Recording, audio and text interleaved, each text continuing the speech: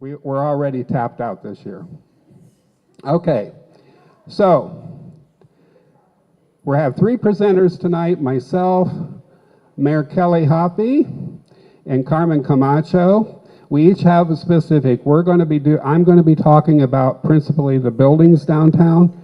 Kelly's going to talk about people that have shaped Millersburg's history, and Carmen's going to do events that have happened throughout time here, like the floods and the flu epidemic and all those good things. So we each have a little part here.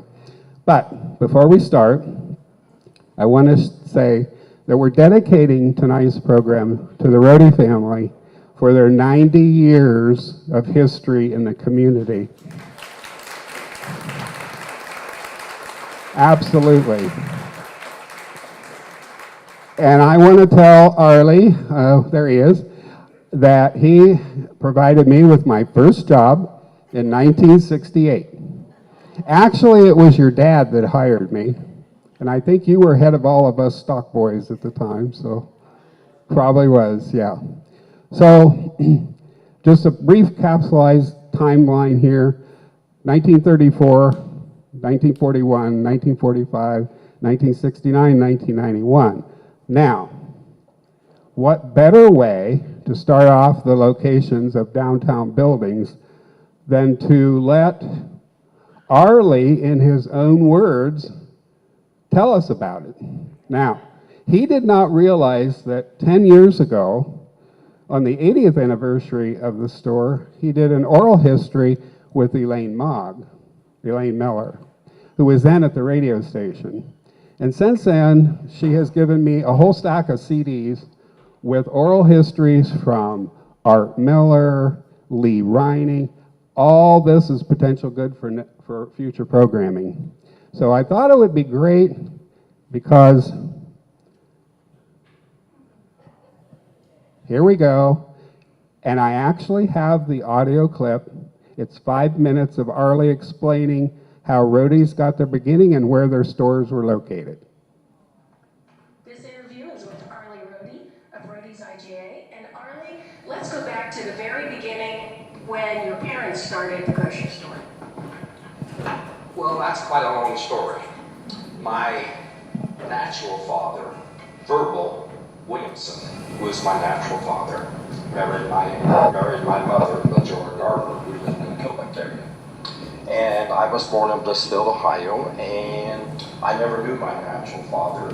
He died, I think he was in an accident, and a little accident. I think he had some, I don't know, Gatorade set in or something, but he passed away, and I never knew him.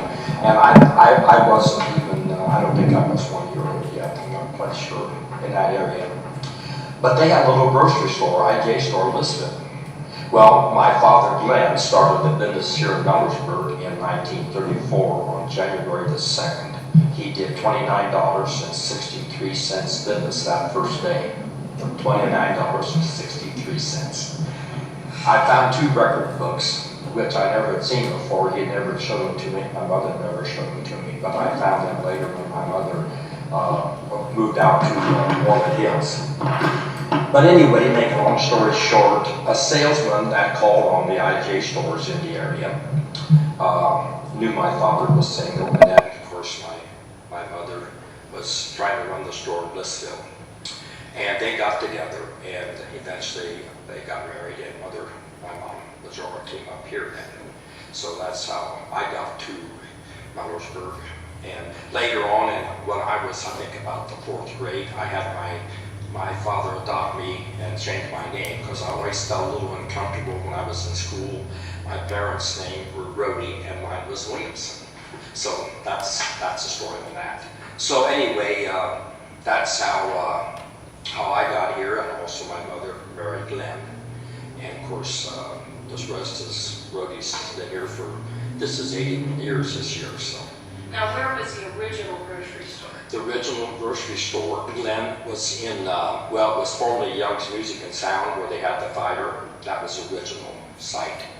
In 41, he bought the building up next, just beyond the Millersburg Furniture Store. And that was in 41, I remember that. used to go in there before they even moved in. They had hardwood floors and we roller skated.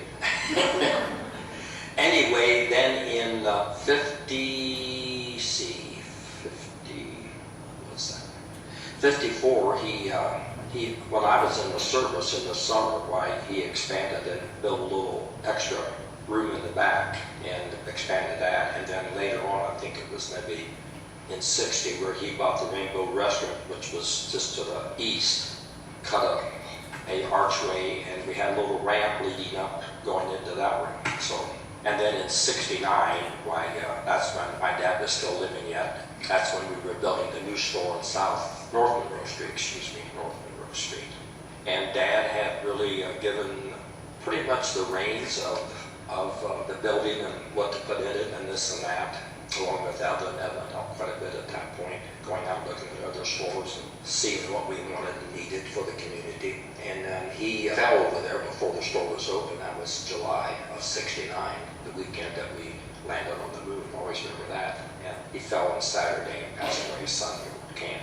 But I think he fell down it was a stairwell, but the stairs there was no steps or stairs there. He went over there for some reason on Saturday morning, and he then went down to the castle for coffee. He was at the old castle club there, and he either went down and then come back and stopped and maybe just went in to take a look, and maybe he thought there was a stairwell, I don't know. Anyway, we'll never know that. So that was in 69, and then in 80, we pretty much doubled the size, expanded the store there, took down a couple homes, built parking lots, and actually we needed parking. It was always one thing that we needed, and that was in 80, and then in 90, 91, I guess we moved down here.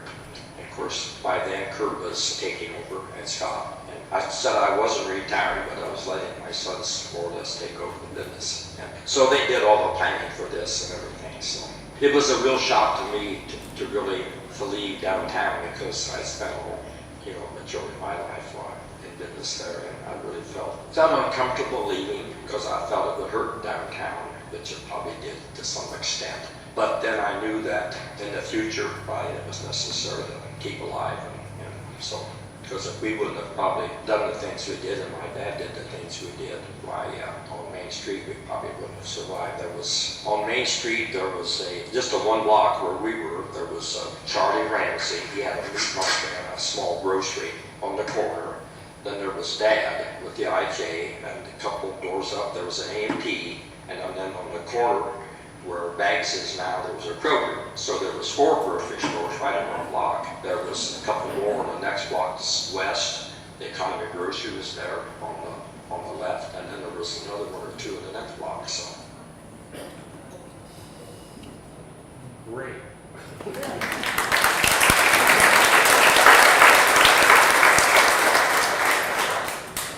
Okay, so that leads us into my part about, and because there's, I was so excited about no technology and no mic, I didn't grab the mic. Okay, so that leads me into the stores of downtown that I'm going to talk about. Now, we could go on for hours and hours about all the stores, but here's how we're going to do it. I'm going to do 4 main stores, okay?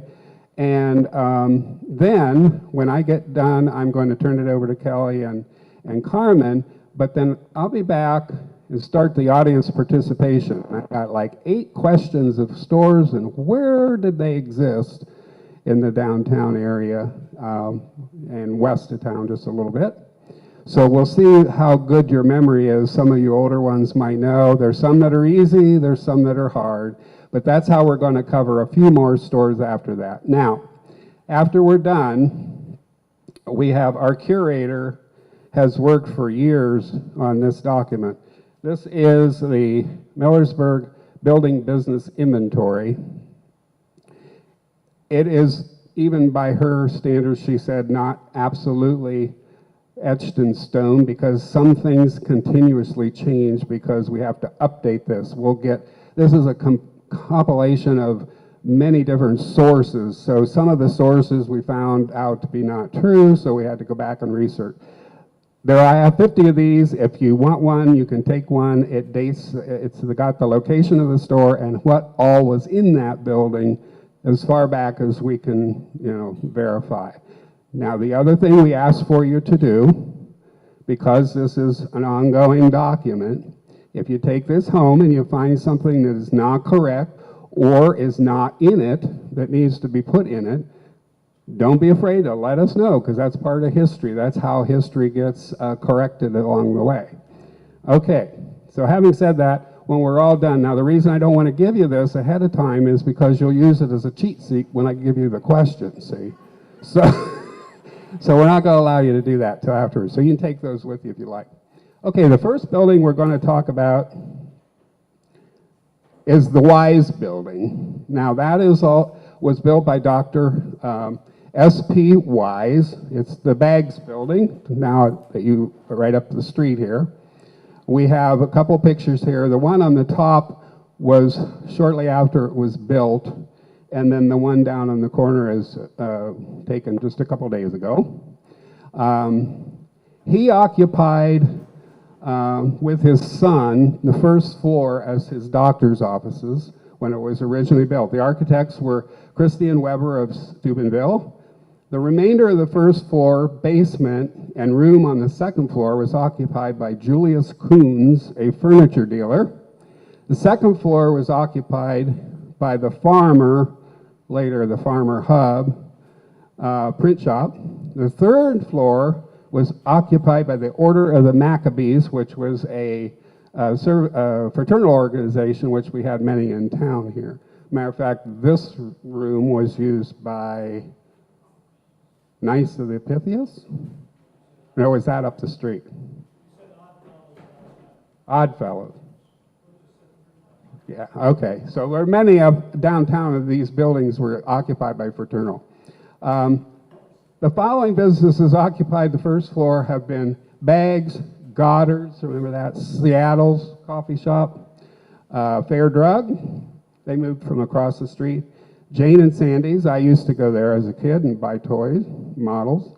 Napa Auto Parts, Red and White Grocery when I was a kid. I remember going in there. It was a 5 and dime store at one time. Geib's Dodge dealership, Bodinger's Music Store, and Lemon Music Store. Okay, so there's many things in that building over the years. Second floor had a bowling alley called the 10-Pin Club. And I'm sure some of you older folks remember it. I can remember walking downtown and in the summer when the windows were open and you could hear the bowling pins being hit. Okay, and the third floor had a skating rink, which now has Bill Baker's offices in it. I can't imagine having a roller rink on a third floor and trying to come down a fire escape with roller skates on. Okay, the second building, now, there's some controversy as to how you pronounce this name. A lot of locals call it the Co Building. Well, I looked up what the actual official pronunciation, and it's Coke. That it's a German word, German name, and in America, the correct way is Coke. That's what I've researched online. But a lot of people call it the Co Building. Now, I want you to pay attention because you'll notice it doesn't look quite like that today, and there's a reason. This building and this building were torn down. And I just put this in there because it's interesting. One of the first banks in this building was not Commercial Bank, and it was First National Bank, and the banks back then had their own money. It says Millersburg, and there's a local fellow that has these dollar bills and some other denominations, and it shows that it was printed for the First National Bank. Okay, so originally it was built in 1873. It was occupied by the First National Bank, I just said, from 1873 to 1879. And in 1879, the Commercial Bank took over. Now, that picture I showed you, the bigger one, that's this one right here, and that was a commercial bank. They had already moved in. But look what they did. They tore those buildings down, and in 1914, they did a massive renovation and expanded the commercial bank building. And here's a construction picture.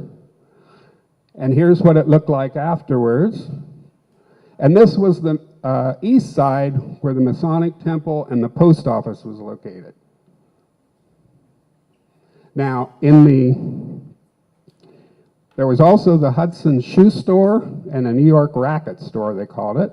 And upstairs were Pyers and Badger attorneys, James Estel attorney, Board of Education from the 1950s and 60s.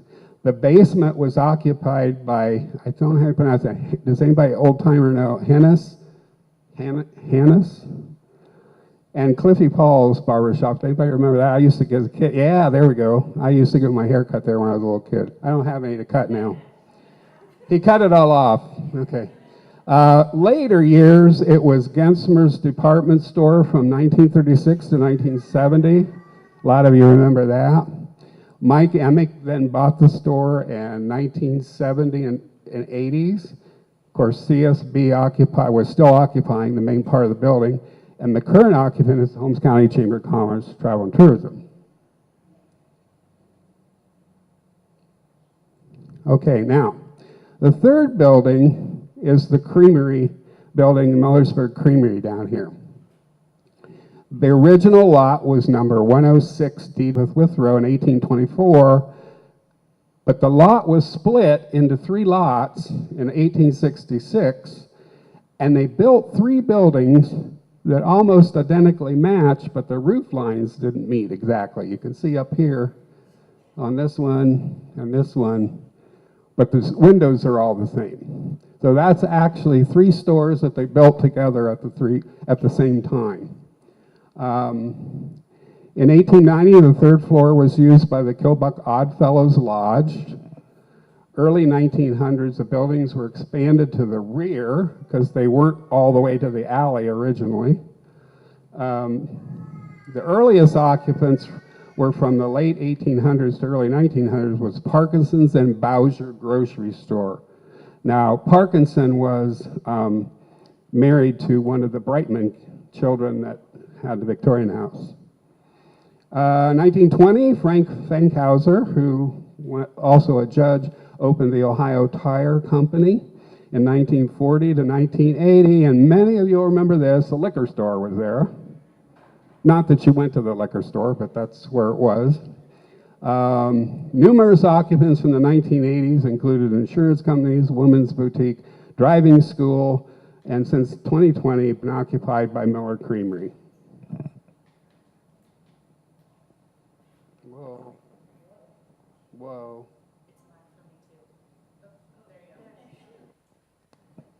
And I told you the techno gods are after me today. Okay, Hotel Millersburg is the 4th one and the final one that I'll talk about. And I owe a lot of the information goes to Jim Nussbaum back here, who used to work at the hotel. He worked with Candy, and they did a really good history of the hotel. I've only put bullet points in, and there's a lot of information. I don't have his document to pass out, but if you'd like a copy of that, I can certainly get you one. Just let us know. We can send that to you on email. Okay. The original hand-hewn log tavern was built on the site in 1826. It was sold to Sampson and Mary Beaver, who opened a hotel on the site called the Central Hotel. And over here, we have the original registry of the Central Hotel that has Grover Cleveland's signature I was telling you about.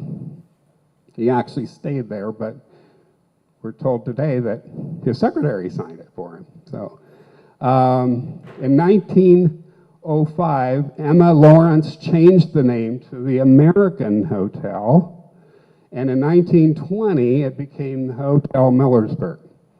Hotel had many owners throughout the year. The front had an Isley's ice cream store. Do you remember that? I remember going in there, yeah. I'm really old because I remember some of these places. That was in the 1950s, and in the 1960s, the Lemon Lounge. Does everybody remember the Lemon Lounge? That was a fantastic restaurant, by the way. And then it became Fort Fizzle Lounge.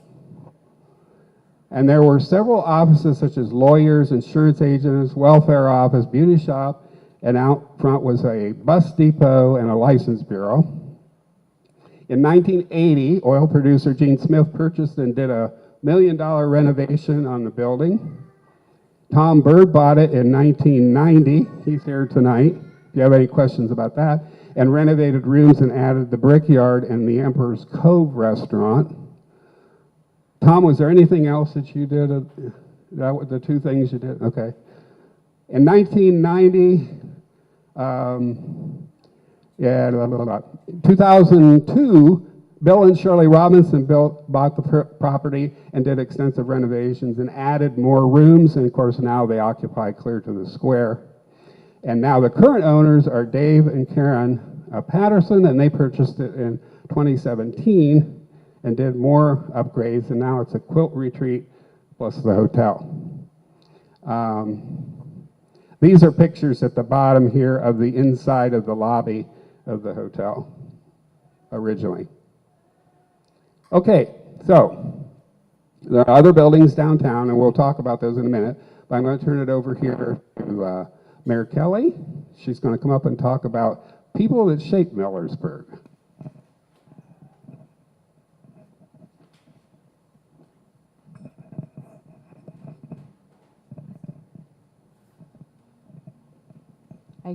I'm normally loud, so I'm kind of nervous about this microphone.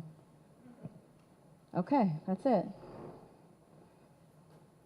All right, we're going to start with John W. Fenton. In early 1908, John W. Fenton was president of Fenton Glass with his brother in West Virginia. He left the Fenton Art Glass Company after falling out with his brother Frank. The Millersburg Glass Factory was constructed quickly in 1908. Hello? Okay.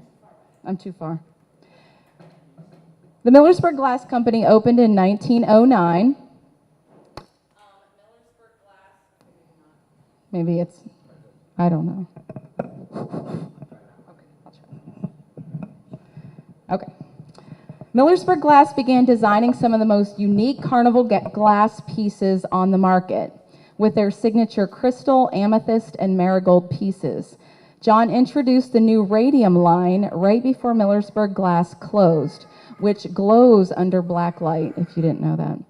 The company went under in 1911. Because of its short time being open, Millersburg Glass was hard to find during that time, but its rarity and beauty has made it a choice for collectors over the years.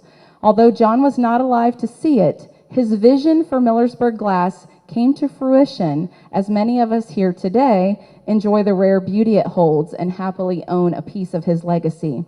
His daughter died in 1918 during the flu epidemic. John died January 1934 and is buried in Oak Hill Cemetery alongside his daughter Grace and his wife Quindiara.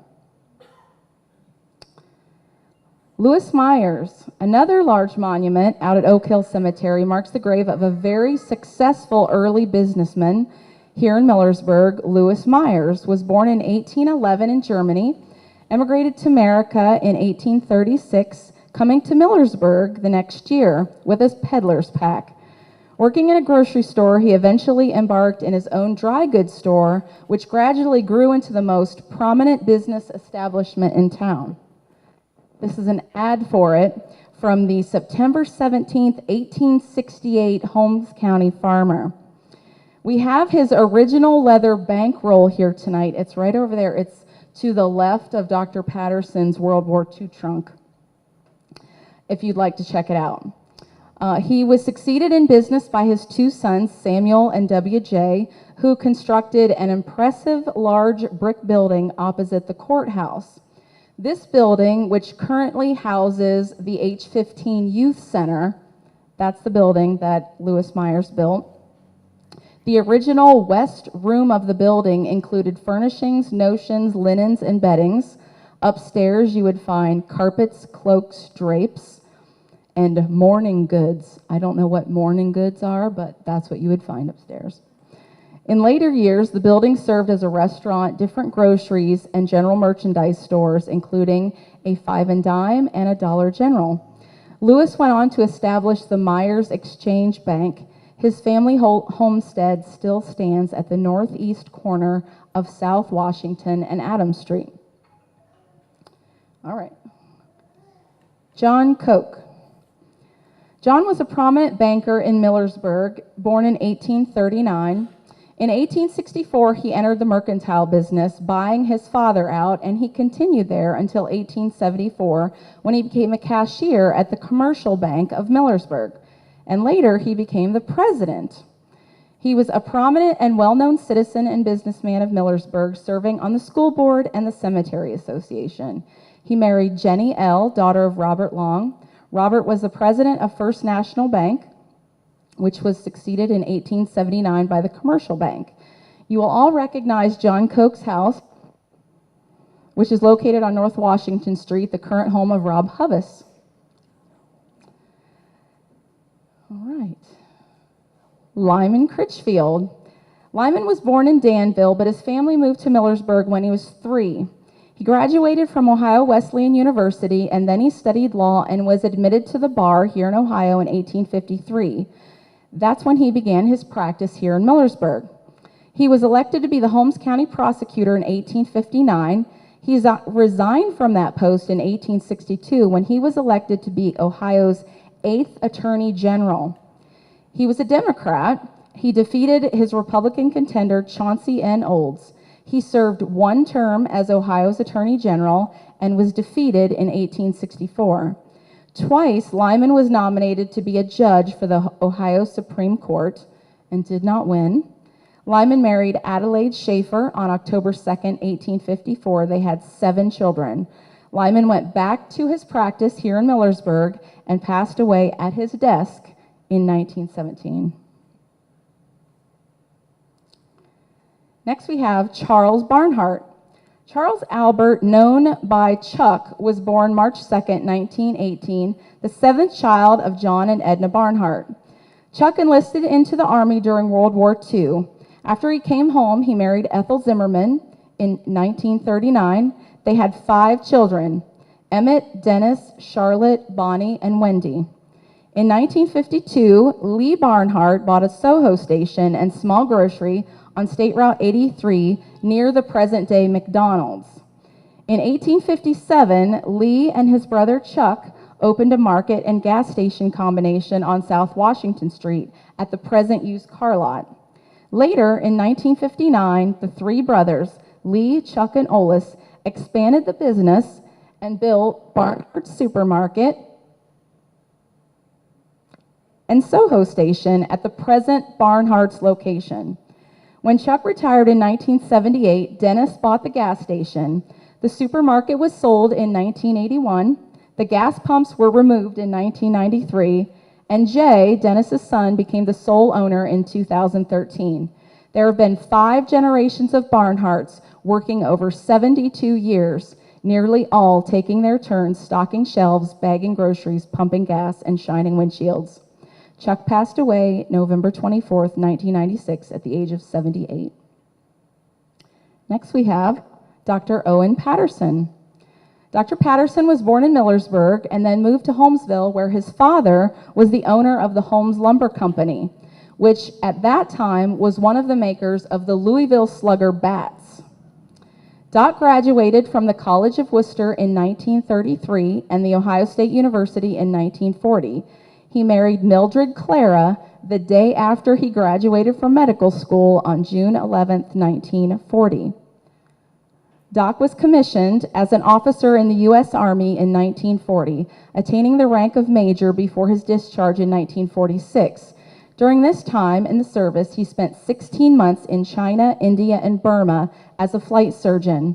He was awarded the Distinguished Flying Cross Air Medal with 3 oak clusters and the Pacific Theater Ribbon with 3 combat stars. I brought his World War II trunk here tonight for you all to see. When we moved into Dr. and Mildred Patterson's home when they moved over to Walnut Hills, and they had given his World War II trunk to the Hannahs next door. And Mike and my husband Robert became friends, and when Mike realized that my husband had also been in the service, he said, "I have something for you," and he gave us Dr. Patterson's World War II trunk. So I brought it here today for you all to see. It's kind of neat, and it's got some addresses and different things on the side. And it opens, and there's a little insert in the top. It's pretty neat. Anyway, After his discharge, he and Mildred moved to Millersburg to start his medical practice at 8 North Clay Street. It was there they had their 4 children, Mary Beth, Lee, John, and Susie. Doc's solo practice spanned a period of 45 years, during which he delivered over 3,000 babies and traveled all over Holmes County at all hours to attend his patients. When we bought our house, out in the garage, there's this big cupboard, and it was full of medicine bottles. And I brought one. They're these large, amber-colored medicine bottles, and there was Benadryl and names I don't even know, but it was just stocked full of them. I've tried to give them away to people over a period of time, so we only have a few left. Anyway, Doc was an avid Ohio State football fan and told a patient once that she needed to wait to have her baby until he got home from the football game. Doc and Mildred loved to play bridge with their friends, both here and in California, where they spent their winter months for many years. Almost anyone you talk to in Millersburg has a fond memory of Dr. Patterson, and many of them he brought into this world. Our last person is Arlie Rohde. Arlie's parents, Glenn and Majora, raised him in their store on East Jackson Street. As he grew up, he became an employee starting at 7.5 cents an hour with his friend Jim Weiss. Arlie's first date was the junior-senior prom, and he went with a sweet, bashful girl named Evie. Arlie hadn't dated many other girls, so he decided they needed to break up, much to Evie's dismay. And he went out on one date with one girl, one date with another girl, and then decided Evie was the one for him. Arlie graduated from Millersburg High School in 1950 and married his high school sweetheart, Evelyn, on August 17, 1952. Right after they got back from their honeymoon, Arlie got drafted to go to the service during the Korean War and left in October. He spent 16 months in Korea. After he got home, he and Evie started their family. Sue, Kay, Kurt, and Scott all grew up in the store. Scott, I think that's the best picture of you I've ever seen. Just like their dad. Arlie always wanted to be in the grocery business. He loved people just like his parents. Arlie's dad, Glenn, had the first automatic doors and the first air conditioner in town. Glenn had always dreamed of moving this store into a newly built, personally designed building, so he and Arlie began building their new store in 1969. Sadly, Glenn never got to see that store open. He fell down the stairwell in July and passed away 2 months before the grand opening. The entire village of Millersburg back then used to shut down every Wednesday afternoon. That's when men would go golfing and the employees at Castle Nursing Home got paid. Rohde's IGA was the only place open, so that's where they went to cash their checks. Arlie started talking to bankers and other businesses to see who else would be willing to open up their store, so he wasn't the only one cashing checks in town. Arlie has always been connected and involved in the community. He was the youngest president of the chamber. He was involved in the JCs. He was on the CSB board of directors, and he was director of the East Central Ohio Food Dealers, just to name a few. He became the IGA Retailer of the Year and got to travel to Korea, China, Hawaii, and around Europe, representing the IGA. Evie was his constant support, taking care of their home and kids, and fully supporting him in all of his community service. When they took time to go on family vacations, as soon as they got home, he would make sure everyone was in the house along with everything else and run down to check on the store. After they built the parking deck across the street from the store, they started to run out of room. But Arlie said the idea of building a new store was very tough for him. His son Kurt, along with Paul Miller and Mike Taylor, were instrumental in the building of the current Rohde's IGA. Arlie said it was a very big adjustment for him, being so customer-oriented, to think about a building where there was nothing. When he looked at the farmland, what we now know as Glen Drive, buying that land and building a store and going into debt seemed like a huge obstacle. He started to develop that land to help with the cost of building Rohde's IGA. Even though it was difficult, Arlie said the timing was very opportune. Rohde's has been an employer of hundreds, if not thousands, of young people throughout the years, and Arlie himself has been a mentor and friend to most of us during those same years. I myself am honored to consider him a mentor, and his wise counsel has helped me immensely over the years.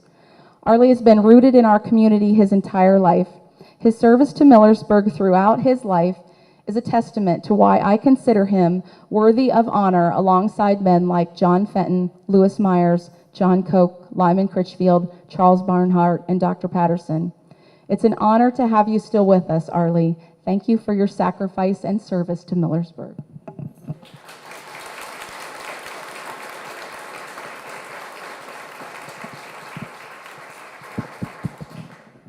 Just before Carmen starts, I have something on Dr. Patterson. When she said that he would, hold off delivering the baby till the day he got moved to the nursing home, when I would see him, he would look at me and he'd say, "You're the kid that ruined my New Year's Eve party in 1953. I was born January 1, 1953.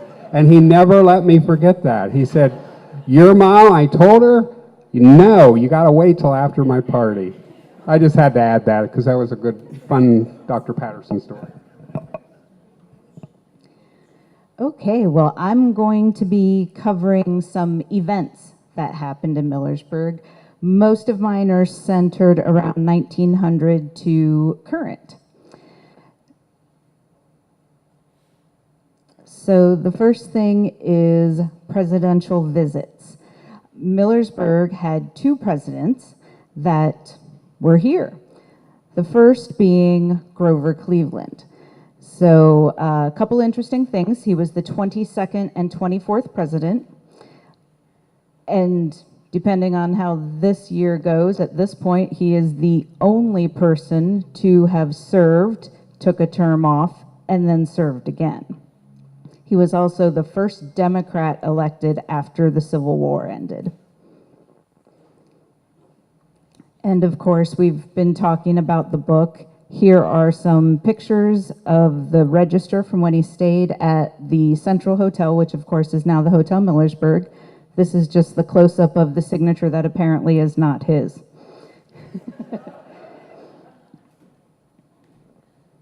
The other president is William McKinley. Now, technically, he was not president yet when he was here. He stayed in Millersburg when he was campaigning.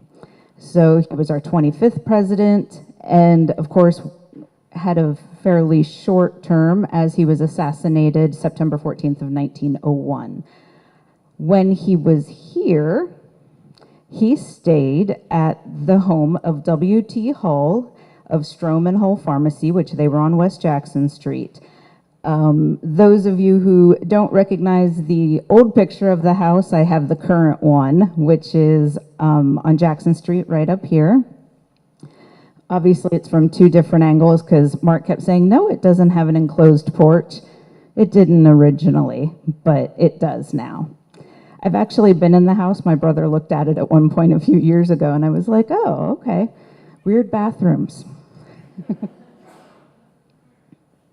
So the interesting story that goes along with this, Vivian Steele gave us some of this information. So William McKinley came into Millersburg by train from Orville. Mr. Hull picked him up at the train station with his horse and carriage. And the train came in at midnight, so it was late, and he spent the night there at their home. So the next morning, Mrs. Hull was making breakfast, and they wanted to let Mr. McKinley know it was ready without going up and knocking and bugging him. So their two teenage daughters sat down and did a duet of Yankee Doodle Dandy on the piano. And it said Mr. McKinley came marching down the steps and that he was tickled with their performance. So next, we're going to talk about a few of the health crises. I wasn't really sure what else to call them. So first is Spanish flu, which was also called Blue Death. That happened in 1918. Calling it the Spanish flu is definitely a misnomer. The way that it got the name, it actually originated in Kansas, I believe, is where they tracked it down to on a military base. And it hit the military really hard right at first, and that was early in the year. And once it kind of got through that stage, they went ahead and started shipping our boys off to World War II? No, one. Remember my year. Which actually, all that time on the ship let that virus incubate, and so once they hit European soil, it spread like wildfire. The reason it was called the Spanish flu is the Spanish were not involved in the censorship of the war. So they were openly broadcasting how many people were falling ill and what was happening. So everybody thought it happened to start in Spain. So that's how it got that name. This was actually an ad that I found online from when this was happening.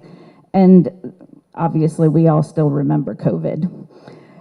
So many similarities between how the Spanish flu was dealt with and how COVID was dealt with. So that made it really interesting to learn some more about. And of course, we have our local connection to it. So Grace Fenton, which we've both, or everyone else has talked about, her father, John Fenton, she fell ill with the disease. So we have her obituary from the paper here. I'm just going to read a little bit of it to you so you can get the gist of it. So, the announcement of the sudden death of Miss Grace Fenton Sunday evening at her home here was received with sadness by her many friends. She was taken sick a week previous with influenza, and her condition was such that it gave her parents no alarm, as she seemed to be on the way to a rapid recovery. She ate a little dinner Sunday and shortly afterwards complained of a fullness about her heart. Her condition rapidly declined and she passed away at 6 o'clock. Then it goes on to say she was the oldest daughter of Mr. and Mrs. John Fenton and was born in Indiana, PA, January 23rd, 1894.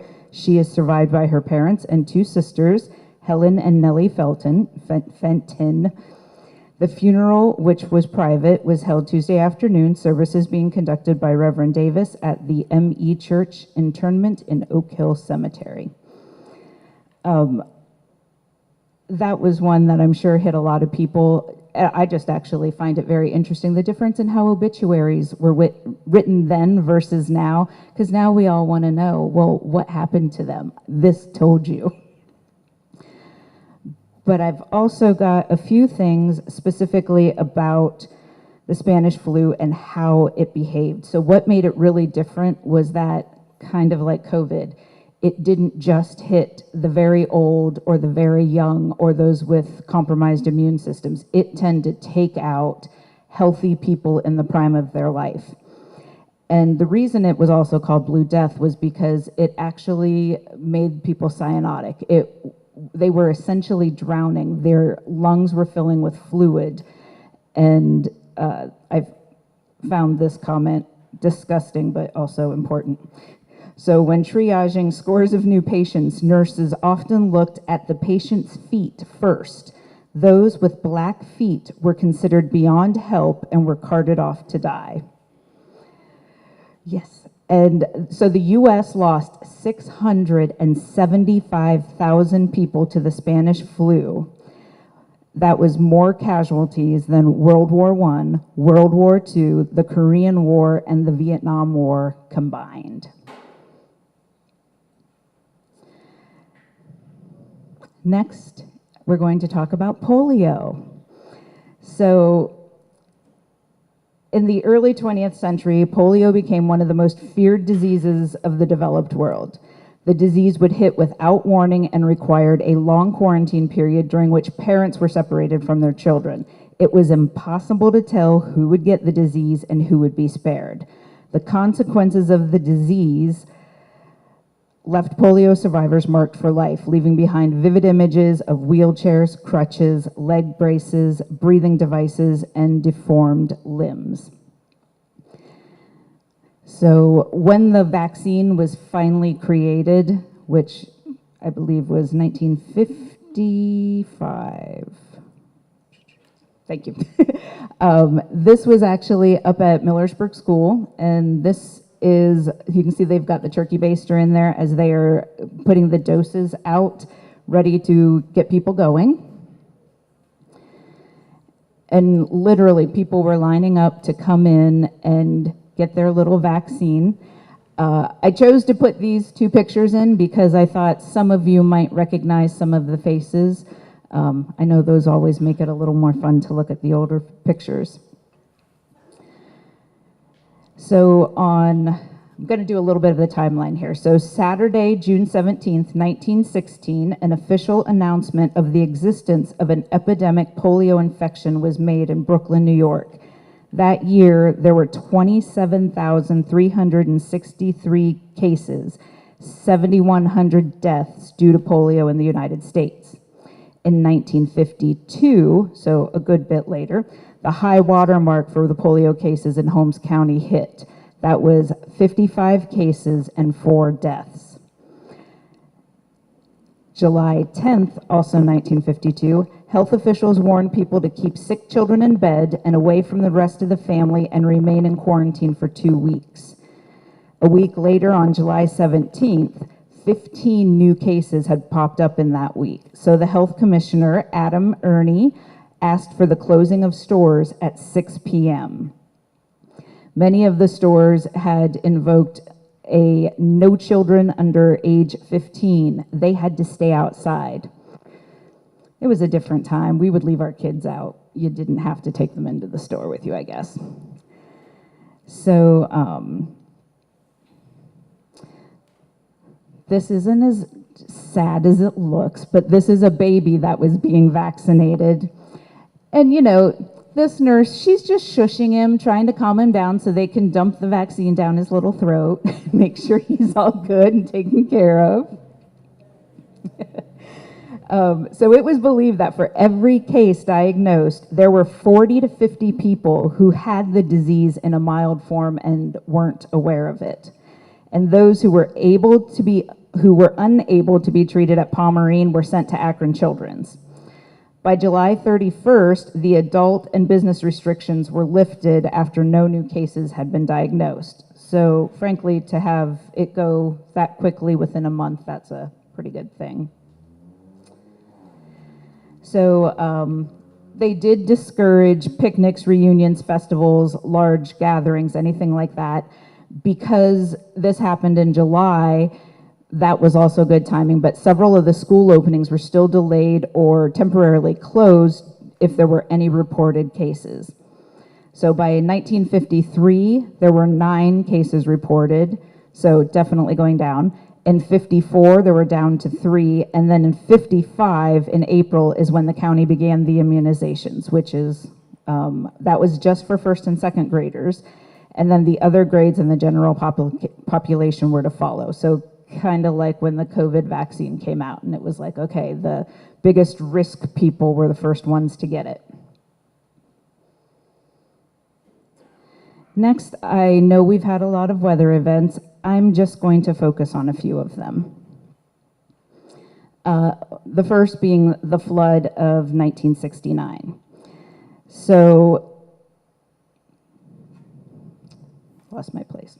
Okay, so flood of 69. This is an aerial view of the flooding on the south side of Millersburg.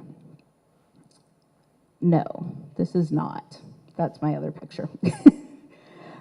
This is down where we were just talking about Barnhart's. So you can see the trailer park, the Killbucks up at the top there.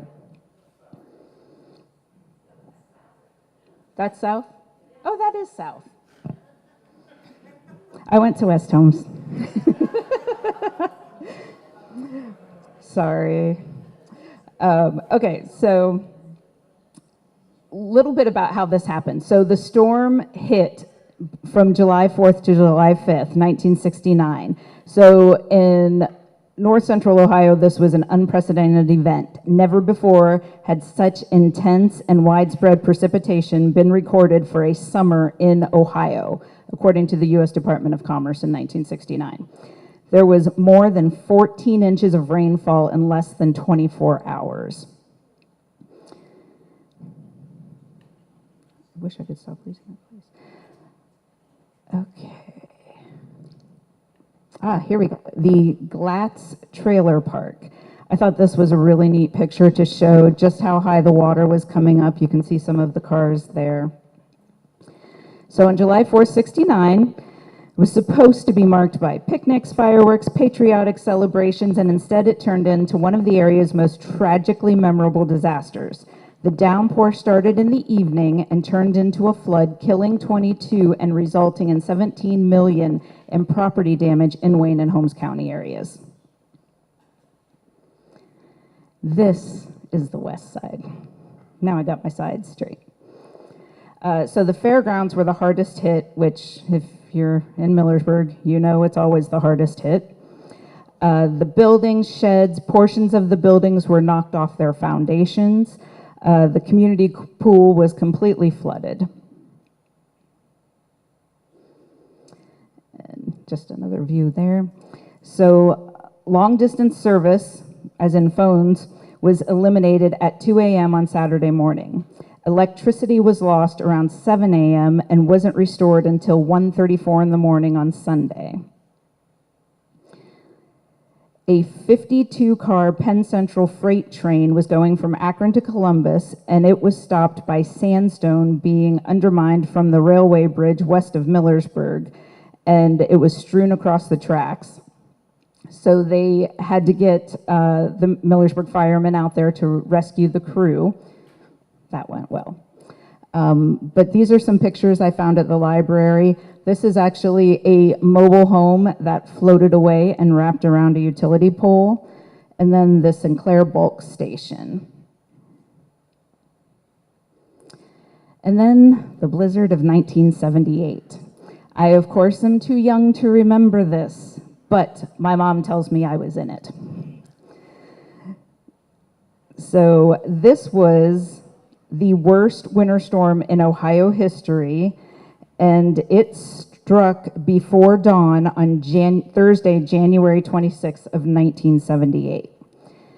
So, side note, my mom informed me that it had been warm because she was not dressed for a big storm hitting, and she didn't have a heavy winter coat, gloves, hat, the whole 9 yards. So the blizzard continued through Thursday and into Friday. Transportation, industry, business, schools were closed statewide for 2 days, and the normal pace of life did not return for about 5 days. So, just some basic facts. To be considered a blizzard, a winter storm must produce sustained winds or frequent gusts greater than 35 miles per hour and be accompanied by falling and/or blowing snow that frequently reduces visibility to less than a quarter mile for 3 hours or more. And temperatures will be 20 degrees or lower.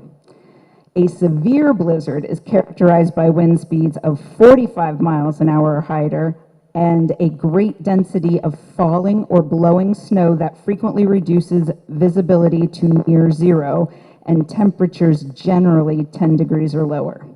1978, it hit that severe mark.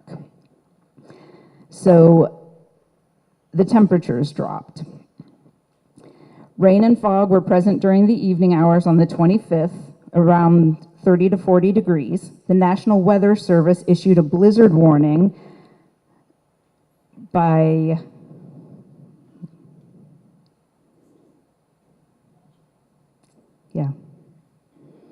that evening.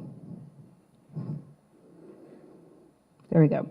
An Arctic air mass pushed into the area with bitter cold temperatures and howling winds. Temperatures rapidly plunged from the 30s to single digits in just a few hours, and the wind gusts average at 50 to 70 miles per hour.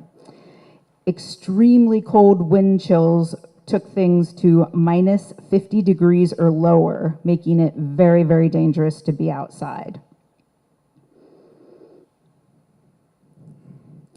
The huge drift brought practically all means of air, rail, and highway transportation to a complete standstill for 24 hours or more. People trying to get to safety would go until the road was filled with abandoned vehicles, and then they too would leave their car and continue on foot. Across the area, volunteers with snowmobiles, four-wheel drive vehicles, they helped rescue stranded motorists. I believe Mom had told me there was an Amish guy with, was it a tractor, that was helping out too. But essentially, radio stations suspended the regular programming to provide storm information and to serve as the communication because there was just no other way to get the word out to people. Heavy equipment was needed for digging things out. This was actually a picture that ran in the Daily Record. It was up in Worcester, but they have a crane there helping with the dig out.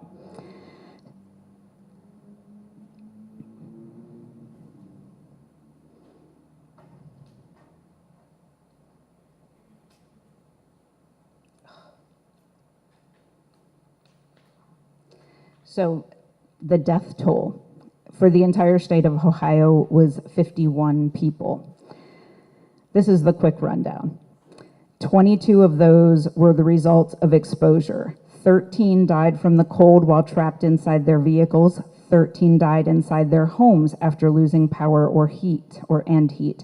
2 died in buildings that collapsed under the weight of the heavy snow, and the rest were falls, heart attacks caused by snow shoveling or trying to dig out.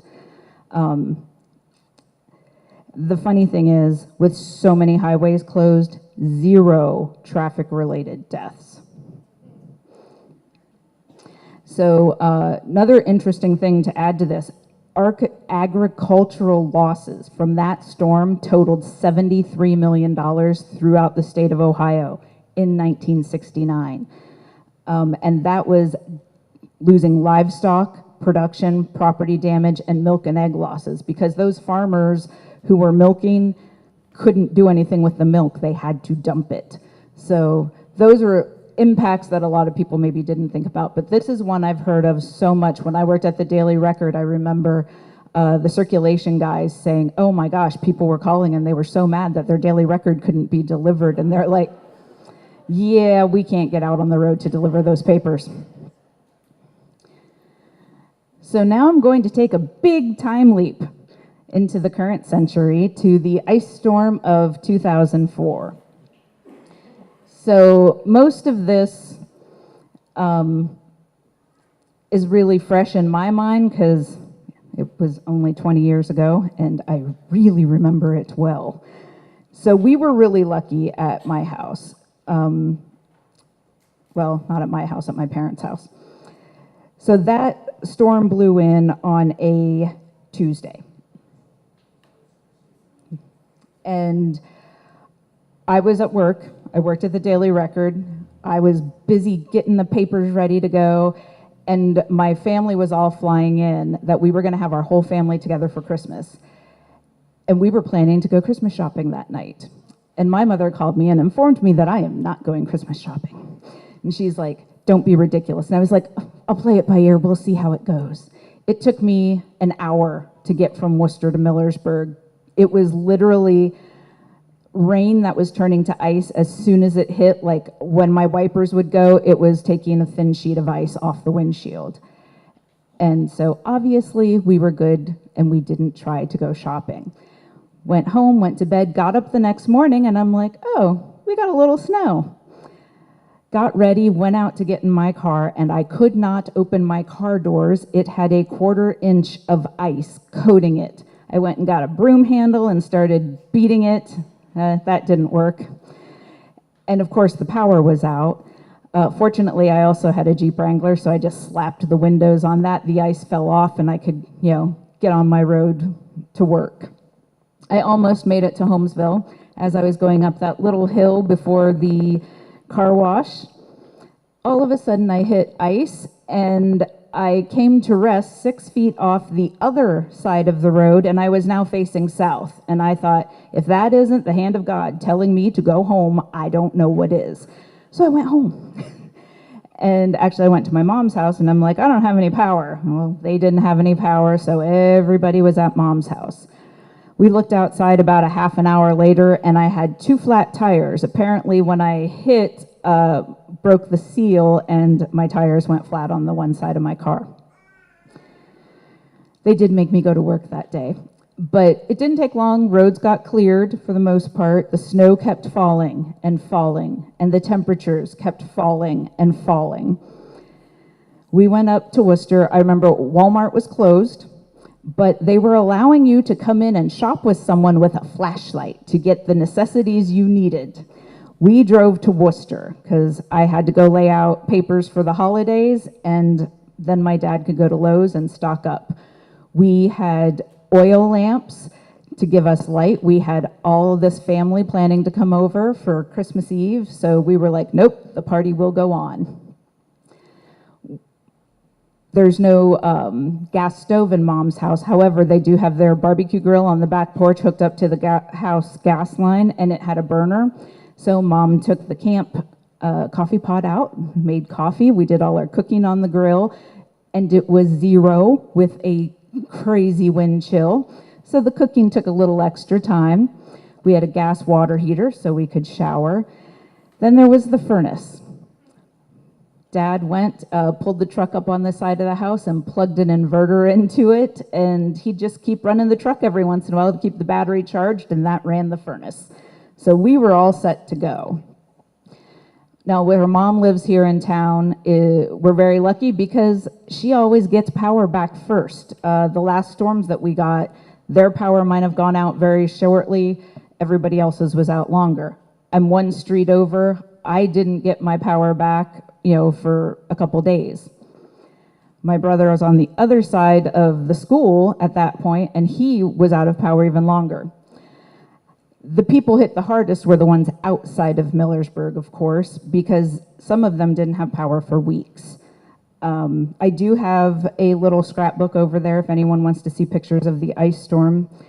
And then, of course, after all of that calmed down, there was a second round that came the following week, but it didn't hit Millersburg quite as hard. And then it warmed up a bit, and all of that snow and ice melted. And then some rain came. And then we had the flood of 2005 that hit some areas. We weren't as bad here. We have a few pictures from my aunt's house, which is out by Dundee, and water was up to the middle of the letters on the stop sign out there. So, oops, went too fast. Is it black on yours? Okay, there we go. Okay. So these are just a few pictures that my dad took where you can truly see how thick the ice was on everything. We did go ahead then and teach my niece and nephew who were here from California how to build a snowman that year. So I will turn this back over to Mark. That's it for me.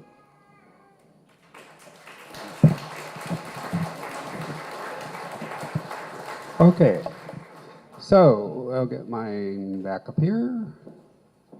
You're going to have to click Clicker.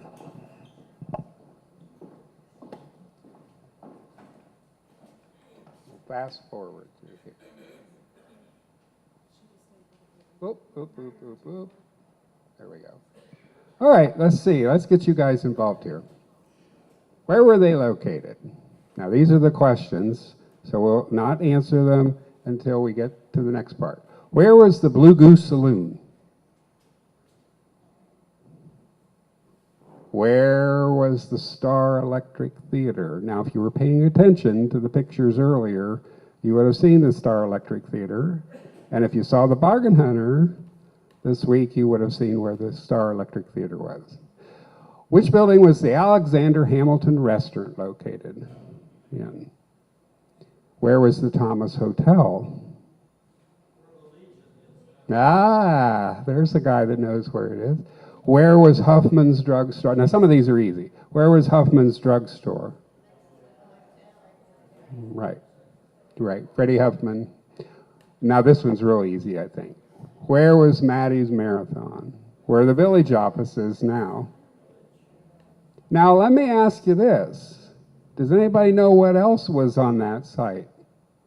Long time ago.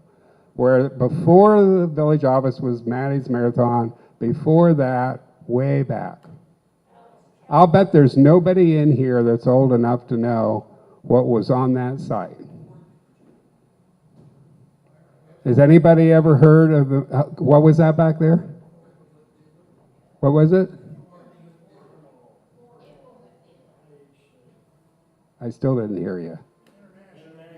Oh, yeah, okay. But I'm talking way back. Anybody ever heard of the Millersburg cheap store? That's what it was called. We have a picture of it. I didn't put it in here, but it's called, it had Millersburg, spelled with an H, B-U-R-G-H, Millersburg cheap store. Right on that corner. Now that goes way, way back, before any of your time. This one's easy. Where was the Russell Theater? Okay. Now I got the answers to all these in a minute here. And where, this is an easy one too. Where was the Big Plus store? On the corner, right. Over here where the, was the county office building, now it's part of the hotel. Anybody want to take a guess what was before the Big Plus? Exactly, the Banner Brothers, it was Worcester, they had a store there. Anybody want to take a guess further back than that? Or possibly, Candy and I are trying to figure this out today, whether it was before or after Brenner's, called the Myers Brothers store. Myers Brothers, M-A-Y-E-R-S. No, don't remember that? Okay, so let's go through real quick. The Blue Goose Saloon was just west of town after the first bridge on the left side of the road, and it was blown up by a disgruntled guest, whatever you want to call him, frequent patron. He didn't like it, so he threw a stick of dynamite in. And actually, in our archives, we have a picture of the Blue Goose Saloon as a pile of lumber. Didn't know that, did you? Star Electric Theater was right beside the Coke building. Remember the two little buildings I said they tore down, and then they built, remember the picture of the construction of the building when they expanded? And on that picture, if I went back, you would see Star Electric Theater. There was an arch and a little ticket booth out front. Now that would have been probably built when the silent movies started, and then the talkies later on. Where was the Alexander Hamilton restaurant? Just down this, like down below here. Currently Three Feathers Pewter, formerly the Village Restaurant. Many probably remember that. Also, the home, I'm sorry about that. The home restaurant was actually Bert Fisher, I think, had the Fisher's Restaurant. I think it was called the home restaurant, but not Candy. Is that right? And then Day's Restaurant was another one in there. Any others that they know of on there? Frank Reno. Yeah, you're right. Frank Reno had one there. What's that? Oh, okay, okay. Yeah, so somebody want to grab a mic and go out in the crowd here because we want to get your participation here in a little bit. Now, Thomas Hotel, somebody knew this one. It's down where the American Legion Hall is. That was the old Thomas Hotel. Huffman's Drugstore, formerly the Brickyard at the hotel over here. And then, of course, Maddie's Marathon. Russell Theater was where it's the parking lot back here, and then it became the Castle Theater. My mom actually ushered in the Russell Theater, and she said that on the weekends that place was packed all the time for going to the movies. Okay, the Big Plus store is over here on the corner, and we just talked about the different things that were there before that. And if you want one of these business directories, we have lots of the other stores, and this is the one I want you guys to take home, look through, notify us if there's anything that's wrong or update that's not on there. So you can pick one of these up on the way out if you'd like. Okay, so let's get some questions. Carmen's back there with the mic, so let's get some questions from you if you have any for any of us three. And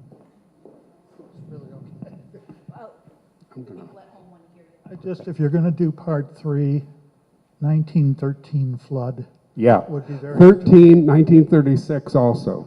There was another one, and we do have a few pictures of that, but yep, that definitely was a bad time too. Also, I believe in 1958 there was a flood. I remember that one myself. If we do Millersburg Part 3, which we probably will, we're going to focus outside the downtown area, tell you a little bit about the history of the Castle Nursing Home and the castle that was up here on the point. We have some great photographs of that. Some of the other businesses in the area, the building of the swimming pool in 1930, stuff like that, that's not in the actual downtown, but it's part of our history in the area. Yeah. Yeah, I just, since I'm the one that did the history of Hotel Millersburg with Candy's help, thank God, I just want to correct the date. If you look at the front of the hotel, the National Historic Registry says that it was 1847. Right.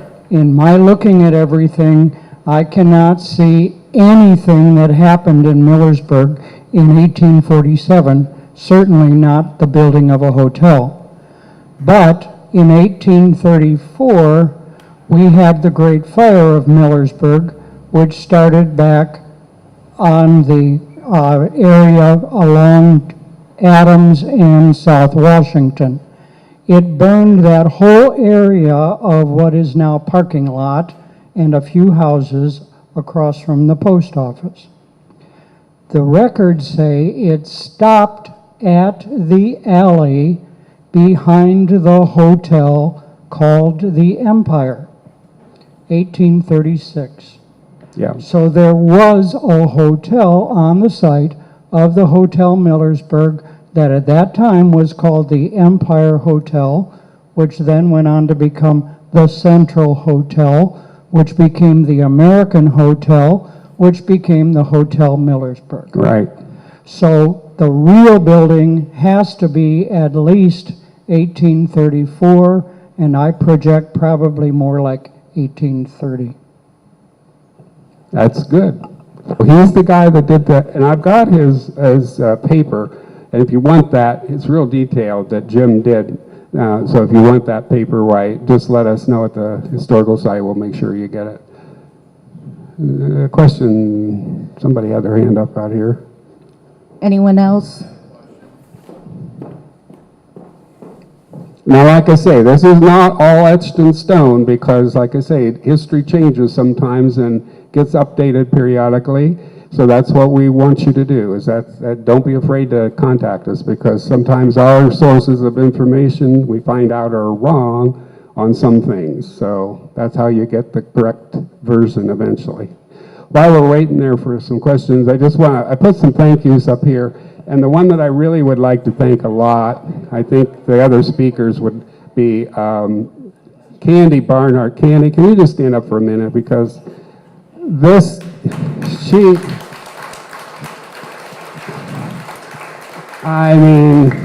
Candy is our curator, and I'm telling you, the last few weeks I think I've driven her crazy with all. But she's the one, the go-to person that when you want to know something to research it in our archives, and she just does a really, really great job, and I can't say enough about what all she does for us out at the Historical Society. Thanks, Candy. Okay, question. So the first bank, was that Myers? Candy, he had the first bank in town that was not a building.